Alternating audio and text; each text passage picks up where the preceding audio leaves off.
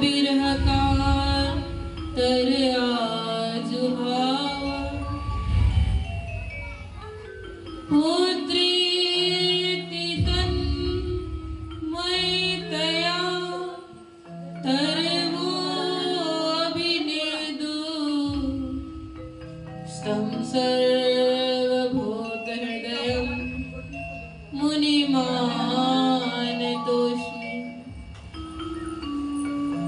निगमकल्पतरो गलितं फलं सुखमुखादमृत द्रवसंयुतं पिबत भागवतं रसमालयं मुहुरहो रसिका भुवि भावुका श्री राधा मोरी सोमनी मेरा जन्म जन्म मोहि दीजियो श्री चरणों में जन्म जन्म मोहि दीजियो निज चरणों में श्री बंदो सतगुरु चरण को करो सो प्रेम प्रणाम अशुभ हरण मंगल करण धनी श्री देवचंद्र जी नाम श्री प्राणनाथ निज मूलपति श्री मेहराज शुभ नाम तेज कुंवरी श्यामायुगल को पल पल करो प्रणाम पल पल करो प्रणाम बोले राधा रानी सरकार आत्मा के आधार पूर्ण ब्रह्म परमात्मा थोड़ा सा बढ़ा दीजिए नंद नंदन श्याम सुंदर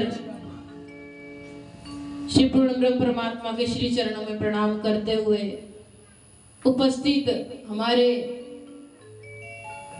पुजारी जी पंडित जी महाराज जो मूल पाठ में हमारा साथ दे रहे हैं, उपस्थित संगीतकार बंधुगण, यजमान परिवार, मीना माता जी, उपस्थित पूरी कीर्तन मंडली, परमात्मा के लाडले धर्म प्राण धर्म शिरोमणि सभी भक्तों को प्रणाम करना चाहती हूँ। प्रणाम जी। आइए परमात्मा से अर्जी करेंगे। परमात्मा, हम 7 दिन से कथा श्रवण कर रहे हैं, आज 7वां दिन। सप्तम दिवस में हम सभी ने प्रवेश किया, लेकिन प्रभु आपने ध्रुव को तारा, हमने सुना। आपने प्रहलाद को तारा, हमने सुना। आपने इतने असुरों को भी तारा, हमने सुना। पूतना कालकूट नामक जहर लगाकर उसे भी आपने लेबे गतिम धात रचिता तत्वन्य, माँ की गति प्रदान की है। प्रभु आपने सबको तारा। हे परमात्मा, पूर्ण ब्रह्म परमात्मा, हम पे भी कृपा करो, हमें भी तारो। तारा है सारा जमाना, श्याम हमको भी तारो। तारा है सारा जमाना, श्याम हमको भी तारो। हमको भी तारो श्याम, हमको भी तारो। हमको भी तारो श्याम, हमको भी तारो। वो तारा है सारा जमाना, श्याम हमको भी तारो। तारा है सारा जमाना,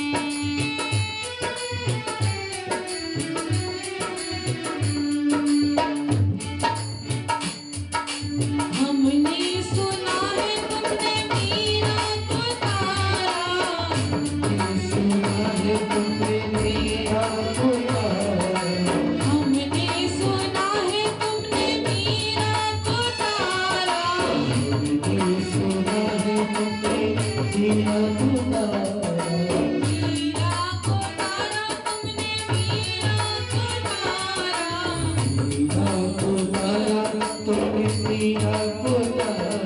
हे प्रभु मीरा को भी तारा, हमें भी तारो। ओ जहर का करके बहाना शाम हमको भी तारो। जहर का करके बहाना शाम हमको भी तारो। ओ तारा है सारा जमाना शाम हमको भी तारो। तारा है सारा ज़माना शाम हमको भी तारो।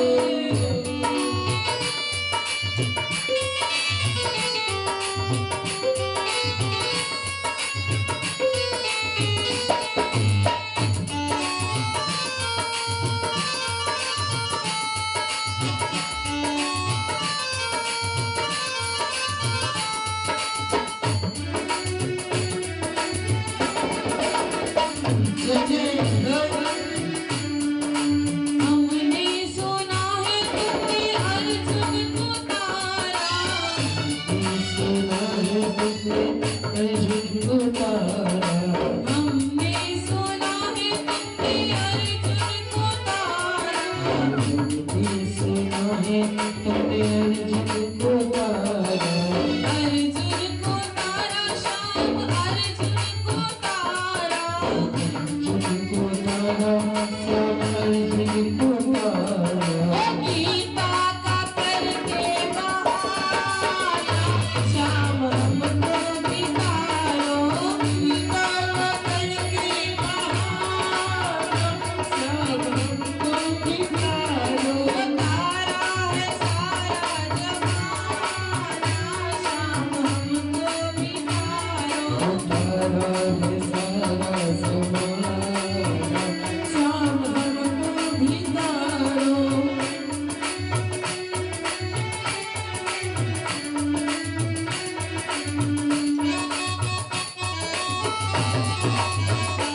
जय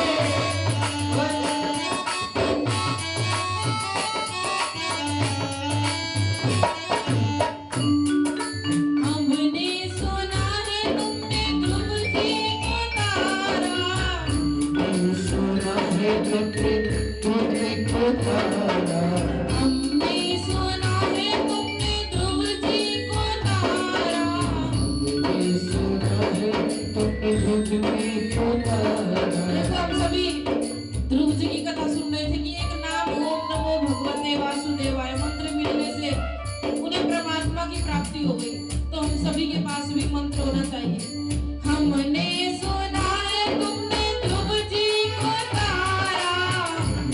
सुना है तुमने जी को तारा। ओ नाम का करके बहाना शाम हमको भी तारो। नाम का करके बहाना श्याम हमको भी तारो। ओ नाम का करके बहाना शाम हमको भी तारो। नाम का करके बहाना श्याम हमको भी तारो। हमको भी तारो। बोली राधा रानी सरकार की। हम सभी कल के प्रसंग में रुक्मणी मंगल में बड़े ही धूमधाम से हम सभी ने आनंद लिया, झूमते नाचते हुए। तो प्रथम विवाह श्री कृष्ण जी का रुक्मणी से हुआ। अब सभी कहते हैं भगवान को शादी करने की जरूरत क्या थी, वो तो परमात्मा है। परमात्मा सबकी इच्छा पूरी करने के लिए, जिसकी जो इच्छा होती है कि किसी को मेरी वजह से कोई संकट में ना आए, मेरी वजह से किसी की इच्छा पूर्ति ना हो, ऐसा नहीं हो सकता। मेरे कारण कष्ट नहीं मिलना चाहिए। तो ये सब भगवान की शादियां नहीं है, सिर्फ लीला कर रहे हैं परमात्मा। रुक्मणी अंदर ही अंदर श्री कृष्ण को अपना मान चुकी थी। कहती थी मैं मर जाऊंगी या कृष्ण से ही शादी करूंगी, करूंगी तो करूंगी केवल कृष्ण से करूंगी, वरना मैं किसी से शादी। तो भगवान ने रुक्मणी की इच्छा पूरी करने के लिए विवाह कर दिया। बोलो कृष्ण कन्हैया लाल की।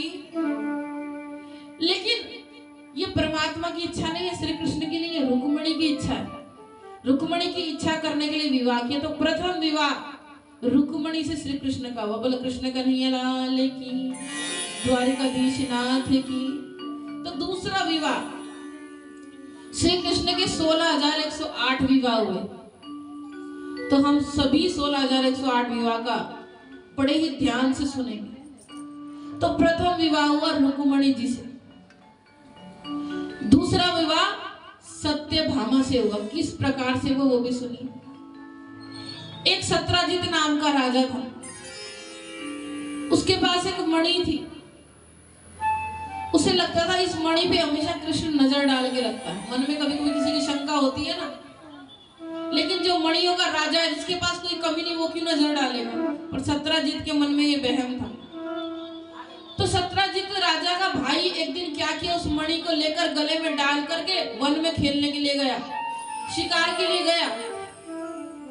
जब शिकार के लिए गया, वहां पर उसका शिकार करने गया था, लेकिन उसका शिकार हो गया, वही उसका गोविंदाय नमो नमः हो गया।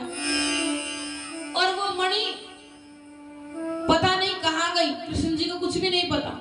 लेकिन सत्राजित ने सोचा श्री कृष्ण ने चुरा ली, तो श्री कृष्ण पर चोरी का इल्जाम लगा दिया। ढूंढते ढूंढते अपने भाई को गए तो जंगल में भाई मरा पड़ा हुआ मिला, लेकिन मणि नहीं मिली।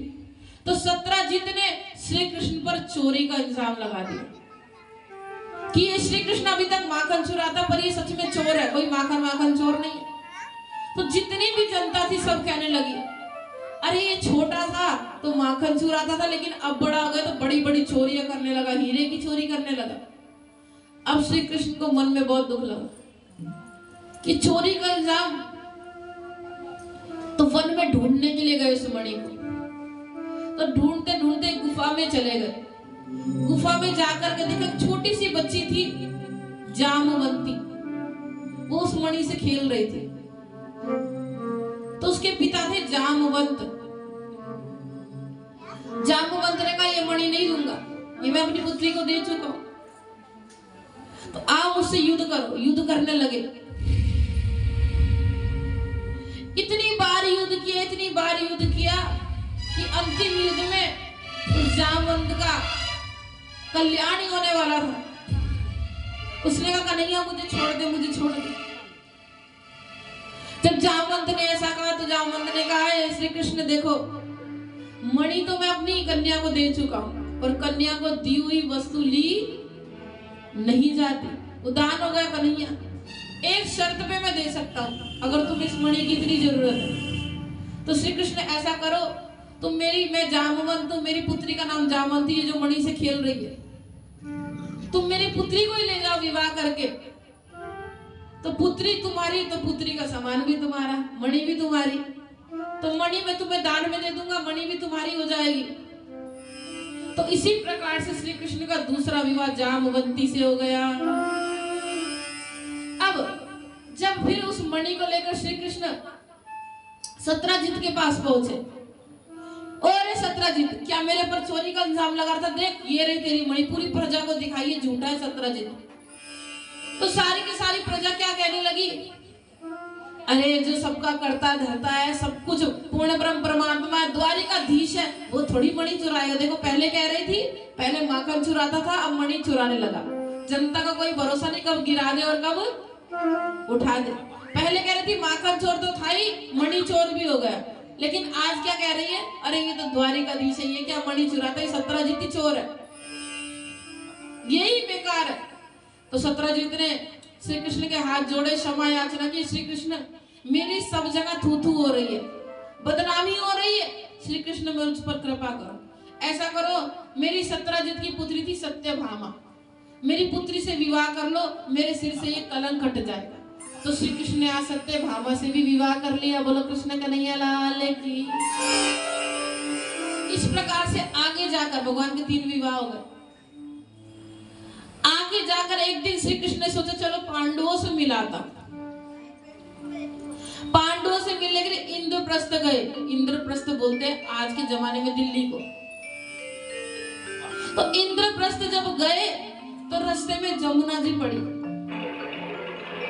आप कभी जाए मथुरा के रास्ते से होकर दिल्ली तो रास्ते में जमुना जी पड़ी। तो जमुना जी जब पड़ी तो वहां पर अर्जुन और श्री कृष्ण साथ में जा रहे थे पांडवों से मिलने। तो रास्ते में क्या देखा, एक औरत बैठ के तप कर रही है। श्री कृष्णाय वयम नमः, श्री कृष्णाय वयम नमः, श्री कृष्ण नाम का तप कर रही। अर्जुन ने धीरे से जाकर पूछा, ओ देवी तब क्यों कर रही हो? तो कहा, मैं श्री कृष्ण को पाने के लिए तप कर रही हूँ, मैं श्री कृष्ण के बिना रह नहीं सकती। अच्छा, तो श्री कृष्ण को जब ये बात पता चली, उसी समय वहां विवाह हो गया। बोलो कृष्ण का नहीं साल की पाणी ग्रहण किया, वहीं पर विवाह हुआ श्री कृष्ण का कालिंदी से। आगे जाकर दो भाई थे, मित्र बिंब और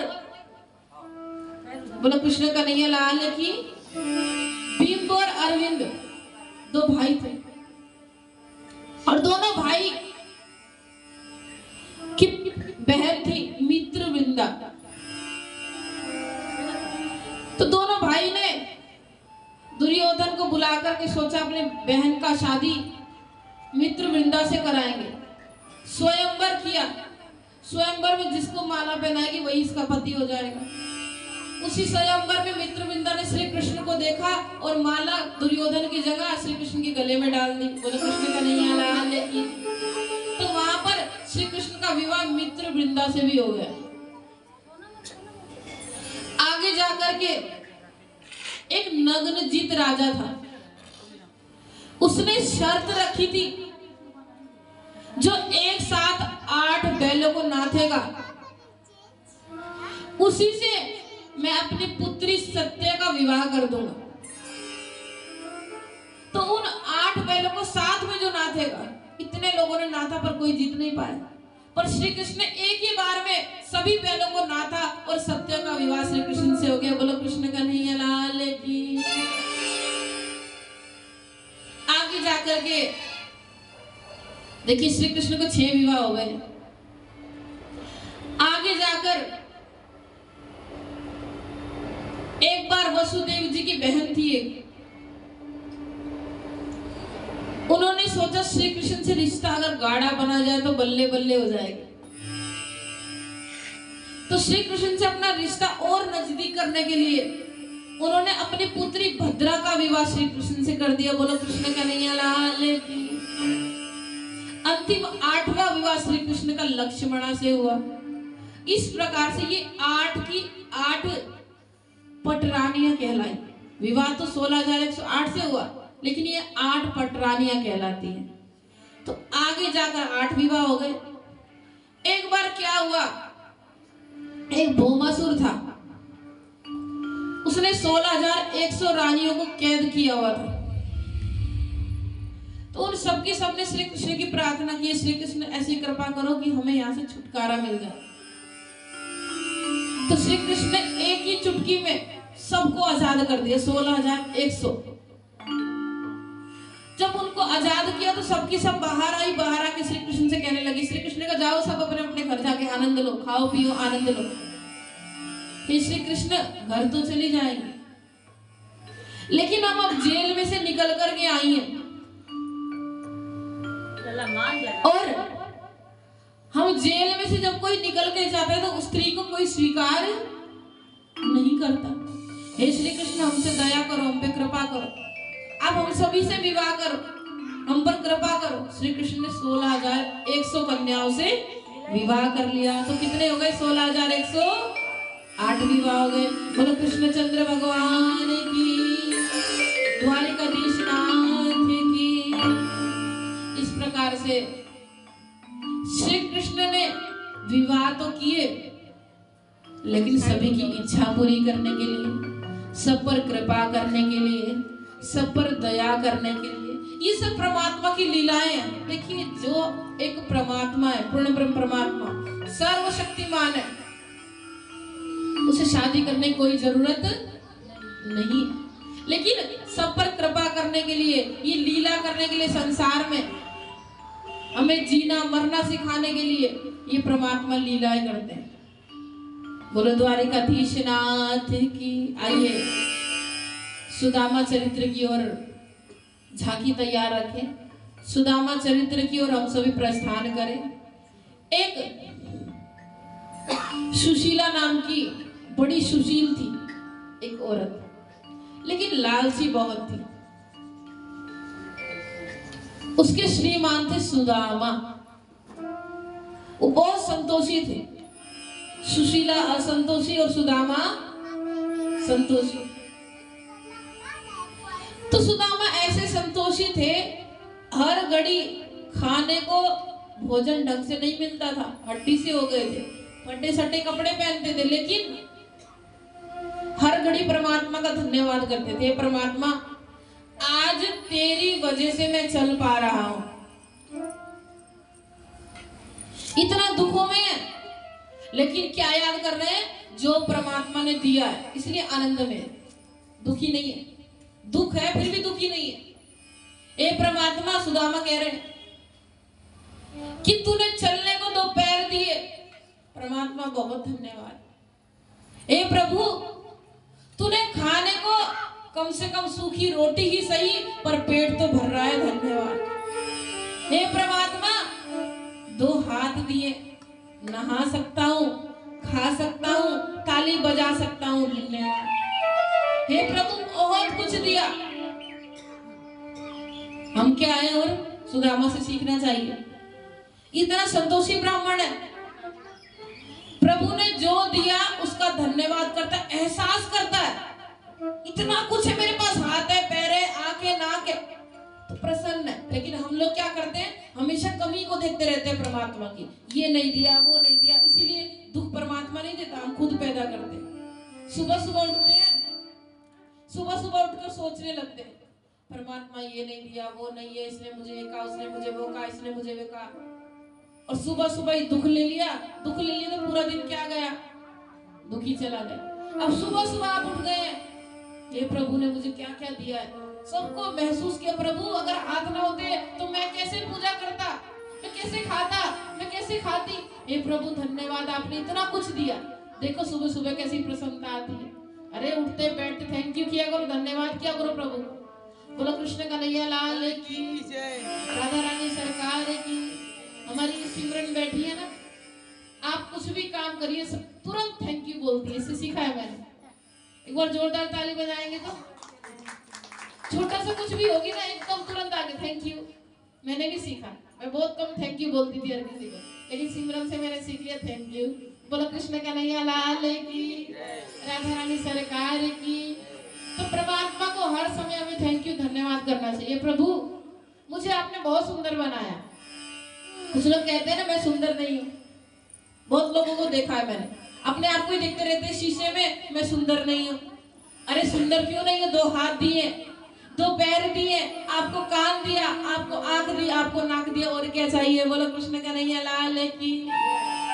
तो परमात्मा के सामने एक ही चीज कहना चाहिए, परमात्मा चाहे दुख दे चाहे सुख दे, दोनों तेरे हैं, पर हमें एक ही चीज याद है, परमात्मा तुम हमारे और हम तुम्हारे। तेरे फूलों से भी प्यार, तेरे फूलों से भी प्यार, तेरे फूलों से भी प्यार। तू जो भी देना चाहे दे दे मेरे सरकार, तेरे फूलों से भी प्यार, तेरे फूलों से भी प्यार, तेरे कांटों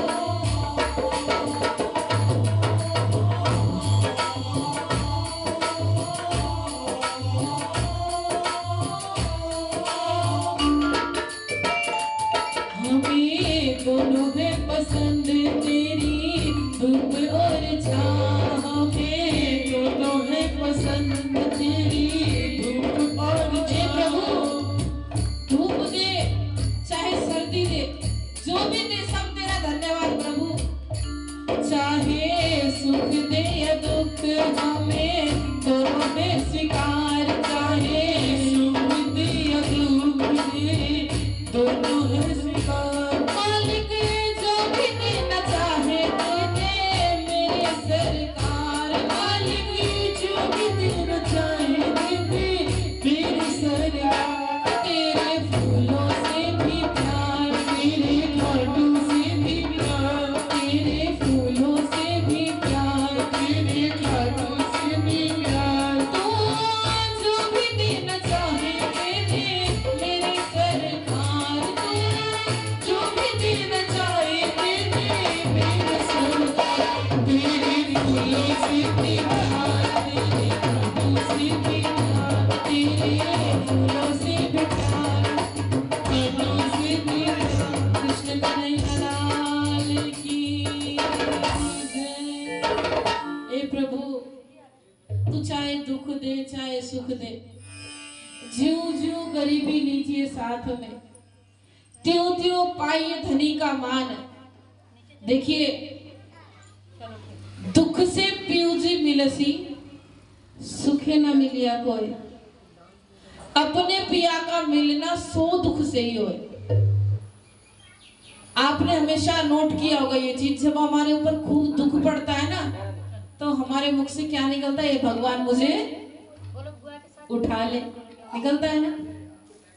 लेकिन अगर सुखी सुख हमारे पास जिस समय होता है, हम कहीं शादी ब्याह में जाते, खूब धूम धड़ाके से नाचते, भागवत में नाचते, उस समय कहते हैं कि भगवान मुझे उठा ले, नहीं कहते। लेकिन दुख पड़े तो भगवान मुझे उठा ले। तो परमात्मा की असली याद दुख में ही आती है। बोलो कृष्ण कन्हैया लाल की।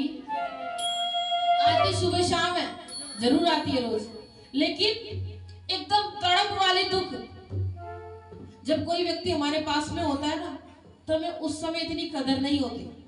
लेकिन जब वो व्यक्ति थोड़ा दूर चला जाता है, फिर डबल कदर हो जाती है, ज्यादा कदर होती है ना। इसी प्रकार से जब अधिक दुख हमारे ऊपर पड़ता है, दुख से पीयूजी मिलसी, परमात्मा दुख से ही मिलता है। परमात्मा दुखी में दौड़ के आता, दुखी में हमें याद आता है। दुख से पीयूजी मिलसी, सुखे न मिलिया। सुख में तो हमें संसार वालों की याद आती है, हाय मेरे लल्ला हो गया, मेरी लड़की कितना बढ़िया पढ़ाई करती है, सब याद आते। लेकिन परमात्मा की याद दुख में आती है। इसीलिए कहते हैं दुख से पीयूजी मिलसी, परमात्मा दुखी में मिलेगा आपको। तो दुख को भी क्या बोलो, परमात्मा तेरे फूलों से भी प्यार, तेरे कांटों से भी प्यार, तेरे दुख से भी प्यार है और तेरे सुख से भी प्यार है। क्यों? तेरे दुख में भी हमें तेरी याद आती है। तो दुख से पीयूजी मिलसी, सुखे ना मिलिया कोई। अपने पिया का मिलना सो दुख से ही होए। परमात्मा दुखी से मिलता है। इसी प्रकार से सुदामा दुखी तो है, लेकिन उसे पता है अगर ज्यादा सुख आ गया तो वो परमात्मा को भूल जाएगा, इसलिए दुख में मस्त रहता है, आनंद में रहता है। एक हमारे बड़ा सुंदर भजन गाते, एक लाइन सुनेंगे आप भी।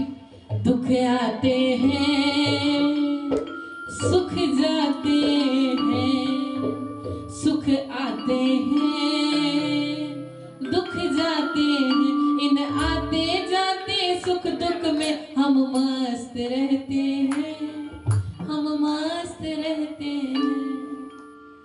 तो सुदामा का यही काम है, दुख आए चाहे सुख आए मस्त रहना है, संतोषी ब्राह्मण है। तो सुदामा मनी मन एक दिन सोचने लगा, श्री कृष्ण ने हमें इतना कुछ दिया। सुशीला एक कोने में बैठी है, सुदामा एक कोने में बैठे। सुशीला सोच रही है परमात्मा श्री कृष्ण द्वारिकाधीश है पर हमें कुछ भी नहीं देते। इधर सुदामा सोच रहा है परमात्मा कितना दयालु है, हमें इतना कुछ देता है, 5 तत्व का शरीर देता है, जल देता है, इतना दयालु है। इधर सुशीला सोच रही परमात्मा कुछ नहीं देता। तो एक दिन क्या हुआ, एक ब्राह्मण आया, साधु आया, बोलिए नहीं कृष्ण कन्हैया लाल की।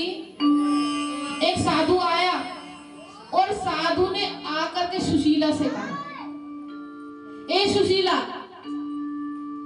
इतना परेशान क्यों लग रही है, कुछ भिक्षा दे।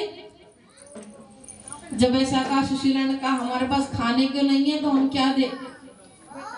क्यों नहीं है, तुम्हारे पास तो डबल होना चाहिए सुशीला। अरे हमारे पास क्यों होना चाहिए इतना। अरे तुम्हारे श्रीमान श्रीपति देव का मित्र, परम मित्र, वो द्वारिकाधीश है। क्या बात कर रहे हो बाबा, सच में वो सुदामा तुम्हारा श्रीमान, तुम्हारा पति देव, वो तो द्वारिकाधीश का परम मित्र है। सच बता रहे? हाँ हाँ सच बता रहा। अब भैया जब सुशीला को पता चली, असंतोषी तो थी। जैसे सुदामा जी आए, पति देव प्रणाम। सुदामा जी सोचने लगे आज बड़े प्यार से बोल रही है, कुछ ना कुछ गड़बड़ है। पति देव बताओ क्या सेवा करो। एक गिलास ठंडा सा पानी ले आओ, बहुत गर्मी लग रही है। पानी लेकर आए, पिलाए।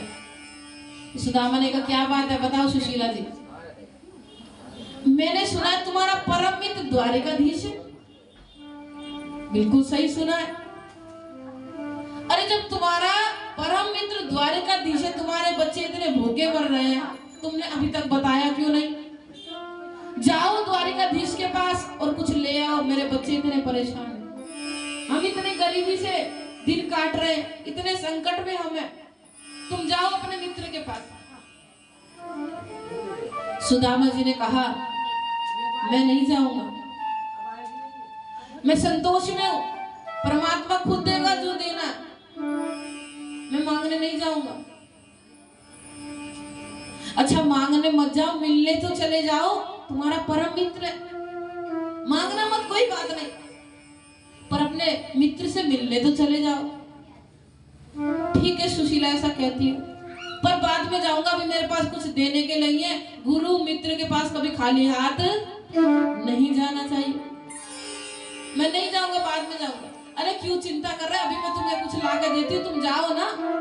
सुशीला दौड़ी दौड़ी गई, कई घरों से चावल, किसी के टूटे हुए चावल किसी ब्राह्मणों के घर से मांग के ले आई, और मुट्ठी में चावल थे, पोटली में बांधे और सुदामा को दे दिए।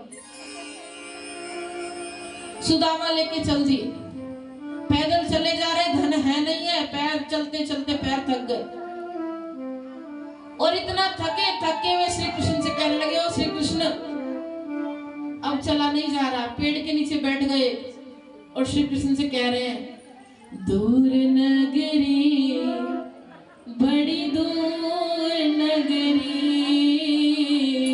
दूर नगरी, बड़ी दूर नगरी, कैसे आऊं रे कन्हैया, कैसे आऊं रे कन्हैया, तेरी गोकुल नगरी, बड़ी दूर नगरी, दूर नगरी, बड़ी दूर नगरी। अभी रुक जाइए, झांकी के लिए रुक जाइए। सुदामा को भी लेकर के आना, आप बैठ जाइए, कृष्ण जी को बिठा दीजिए। सुदामा जी की झांकी अभी लेकर आएंगे, 5 मिनट रुक जाइए। दूर नगरी, बड़ी दूर नगरी, सुदामा जी कह रहे हैं, थक गए हैं, सभी से कह रहे हैं,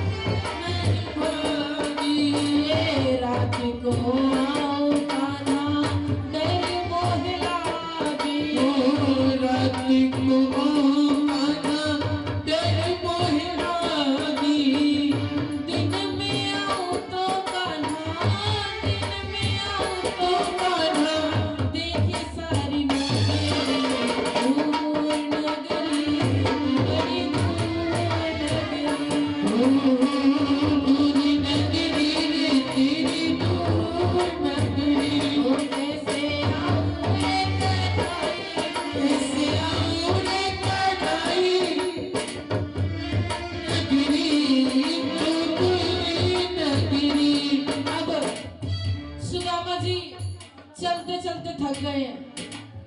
इतना थके कि एक पेड़ के नीचे बैठ गए। बैठने के बाद सुदामा जी को नींद आ गई। नींद आते ही सो गए। और जैसे ही सुदामा जी सोए, सोते सोते उन्हें पता ही नहीं चला कब रात हो गई। पूरी रात सुबह उनकी आंख खुली। आंख खुलते ही ऐसे आंखों को मसला और इधर उधर लोगों से पूछने लगे, अब द्वारिकाधीश की नगरी द्वारिका कितनी दूर है? थक चुका हूं मैं, कितनी दूर है द्वारिका? पूछने लगे इधर उधर लोगों से। अरे पागल हो गए कि सुदामा जी, आप तो द्वारिकापुरी में ही बैठे हो। अरे मैं कैसे द्वारिकापुरी में? अभी तो मैं सुदामा वहां पूरी अपनी पुरी में था। श्री कृष्ण ने ऐसा मंत्र डाला, ऐसा कृपा की कि रातों रात द्वारिका में पहुंच गए। बोलो कृष्ण कन्हैया लाल की। अब पूछने लगे वो द्वारिकाधीश का महल कितनी दूर है? द्वारिकाधीश का, भैया कथा जाके मिल जाएगी, कथा फिर नहीं मिलेगी। फिर कहोगे दीदी हमें कथा आती नहीं है। तो द्वारिकाधीश का महल कितनी दूर है? अरे सुदामा जी तुम बावरे हो गए हो। ये महल सामने जो ठूलो महल दिख रहा, बड़ा सा महल दिख रहा, यही द्वारिकाधीश का महल है। सच में? हाँ हाँ। अरे मैं कैसे पहुंचने लगे? सुदामा सोचने लगे। रातों रात श्री कृष्ण ने सद कृपा कर दी मेरे ऊपर। अब द्वारपालों से कहते हैं, वो द्वारपालों में श्री कृष्ण का मित्र, मुझे अंदर जाने दो। द्वारपालों ने प्यार से कहा, क्या कहा सुनिए प्यार से कहा, कोई बात नहीं सुदामा जी, अगर आप श्री कृष्ण के मित्र हो, आप सुनते हैं ना कथा में कि श्री कृष्ण ने धक्का दिया, सुनते हैं ना? अरे द्वारपालों ने धक्का दे दिया सुदामा को, बहुत लोग कहते हैं, लेकिन ऐसा नहीं है। श्री कृष्ण इतने दयालु होते हैं, उनके द्वारपाल कितने दयालु होंगे सोचो तो, है ना? श्री कृष्ण दयालु, द्वारपाल भी दयालु ही होंगे। तो दयालु थे उनके द्वारपाल, बड़े प्रेम से कहा सुदामा जी आप रुकिए, हम श्री कृष्ण को संदेशा दे के आते हैं कि उनके मित्र सुदामा आए। तो आइए हम भी बड़े ही प्रेम से भजन के साथ चलेंगे। अरे द्वारपालो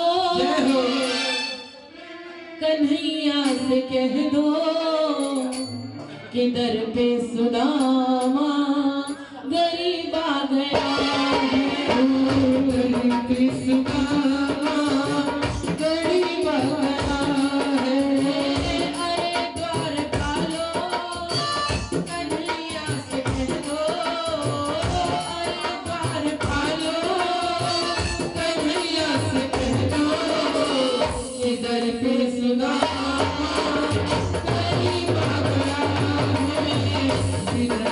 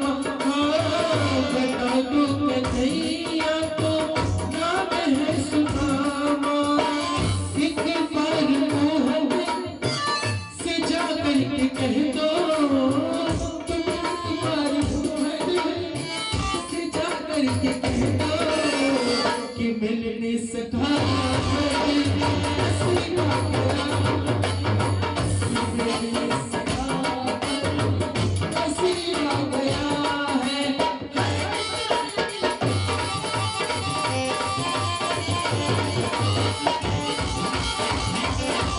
हरे कृष्ण कन्हैया लाल की। हो सुनते ही गाने चले आए मोहने, सुनते ही गाने चले आए मोहने, लगाया गले से सुदामा को मोहन, लगाया गले से सुदामा को मोहन। सुनते ही गाने चले आए मोहने, लगाया गले से सुदामा को मोहन। सुनते ही गाने चले आए मोहने, लगाया गले से सुदामा को मोहन, लगाया गले से सुदामा को मोहन। हुआ रुक्मिणी को बहुत ही अचंभा, हुआ रुक्मिणी को बहुत ही अचंभा, ये मेहमान कैसा हसीना गया है, ये मेहमान कैसा हसीना गया है। अरे द्वार पालो कन्हैया से कह दो, अरे द्वार पालो कन्हैया से कह दो, हसीना गया है, इधर है सुदामा, करीना गया है। श्री कृष्ण जब सुदामा आए, सुदामा के पैर देखने लगे, छाले छाले पैरों में पड़े। इतना दुख हुआ कि आंसू इतने आंसू बहे कि उन आंसू से ही चरण धोने लगे। रुक्मिणी जी आश्चर्यचकित हो गई और कहने लगी श्री कृष्ण से, बता मेरे यार सुदामा रे, भाई घड़े दिना में आया, बता मेरे यार सुदामा रे, भाई घड़े दिना में आया, बता मेरे यार सुदामा रे, भाई घड़े दिना में आया, बता मेरे यार सुदामा रे, भाई घड़े दिना में आया। बताओ मेरी यार सुदामा रे, भाई घड़े दिने में आया, बताओ मेरी यार सुदामा रे, भाई घड़े दिने में आया। बालक घर जब आया करता, रोज खेल के गाया करता, बालक भागे जब आया तो रोज खेल के जाया करता, बालक भागे जब आया करता रोज खेल के जाया। बालक घर जब आया करता, रोज खेल के गाया करता, बालक घर जब आया करता, रोज खेल के जाया करता। कोई की तकरार सुदामा रे, भाई बड़े दिनों में आया। तकरार सुदामा रे, भाई घड़े बिना में आया, उसकी तकरार सुदामा रे, भाई घड़े बिना में आया। बताओ मेरे यार सुदामा रे, भाई घड़े बिना में आया। कहने लगे सुदामा से, बच्चों का हाल तो ठीक है, सब बच्चों का हाल सुना दे, मिश्राणी की खबर बता दे। सब बच्चों का हाल सुना दे, मिसरानी की बात बता दे, क्यों गया हार सुदामा रे, भाई घड़े दिनों में आया।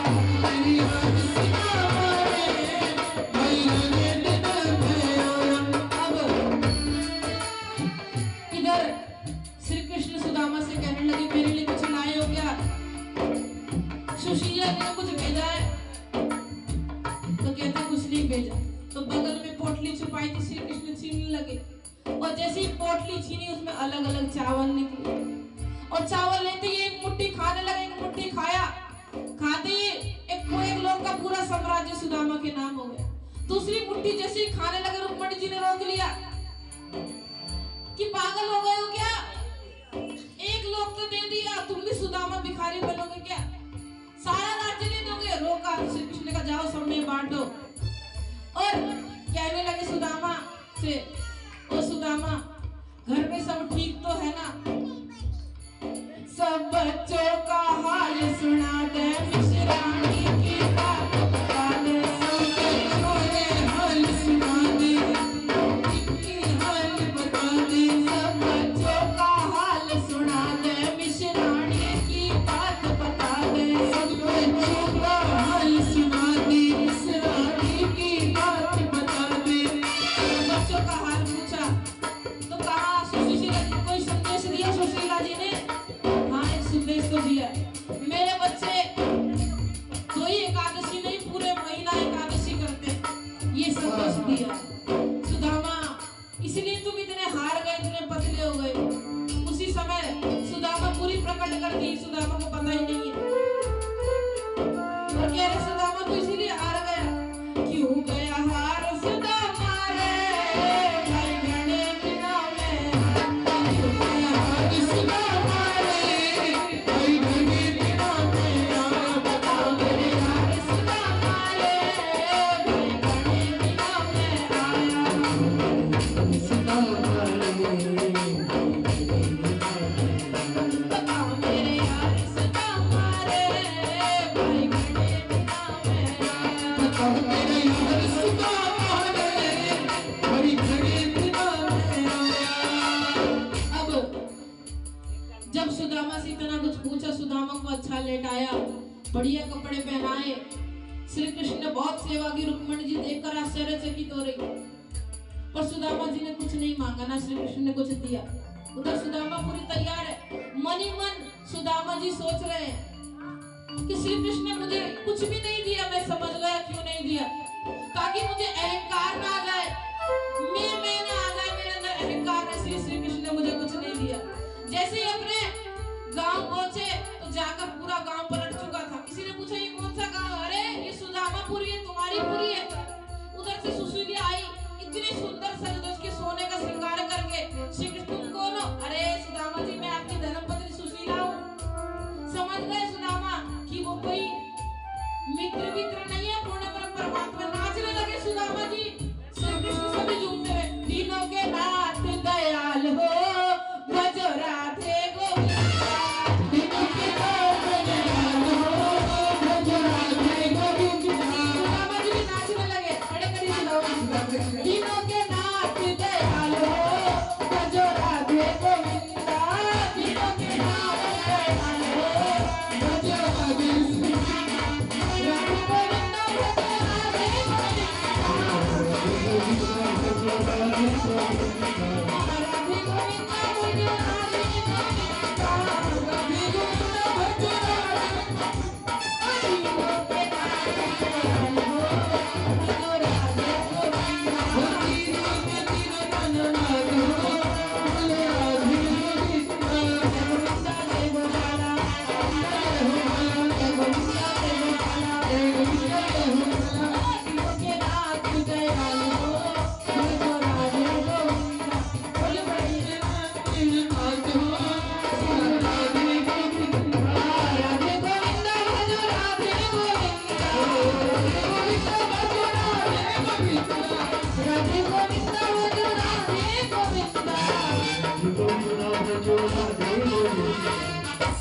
भैया सुदामा जी पर ऐसी कृपा की कि सुदामापुरी बन गए। तुम्हें कृपा नहीं चाहिए क्या श्री कृष्ण की? जिसे जिसे कृपा चाहिए वो खड़े हो जाए, जिसे नहीं चाहिए वो बैठे रहे। खड़े हो जाइए। दिनों के नाथ